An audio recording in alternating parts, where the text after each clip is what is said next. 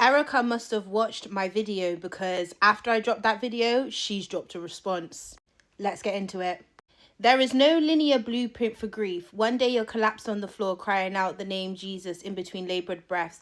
The next you're playing with your children in the living room surrounded by family photos and feeling a rush of something you can only attempt to define as divinely planted and bittersweet joy as a smile breaks on your face. They say time heals, but love doesn't ask to be healed. Love asks to be remembered. It's humbling to realize that this magnitude of suffering didn't steal my love for my husband. It amplified it and crystallized it. I carry Charlie in my every breath, in every ache and in every quiet act of the day-to-day living as I attempt to relearn what that rhythm will be. And what I've realized through these past 30 days is the greater the suffering, the purer the love, and I have not loved him more than I do now. Interesting.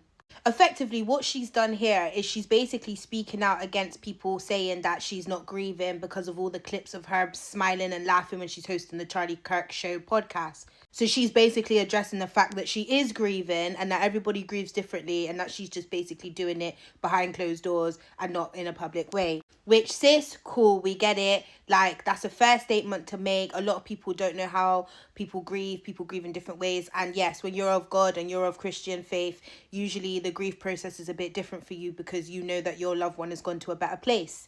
However, sis, that statement there has not addressed anything. He hasn't even touched the surface of what Candace has called you out for. Like, Erika, guys, has not even said about Israel. She hasn't even implied about what Candace is saying or even touched on it. She's completely like doing a whole, I don't know her. She's Kiki Palmer in it. I don't know her, ma'am. I don't know her. And this is what is getting me frustrated because I'm like, girl, why release a statement like that talking about grief and not touch on the fact of there's basically a narrative being pushed that your husband was killed by Israel? That is what Candace has implied. Other people are implying it. Like, text messages are being dropped. I mean, so again, I asked the question, why would you put out a statement talking about griefs but not touch on your husband's killer? Why are you not wanting to have that conversation? I mean, she's heading up the Charlie Kirk Show. She's the CEO of Turning Point. Do you know what I mean? She's publicly on podcasts talking and she's speaking. So why would you not, especially on the show that you're hosting, address that?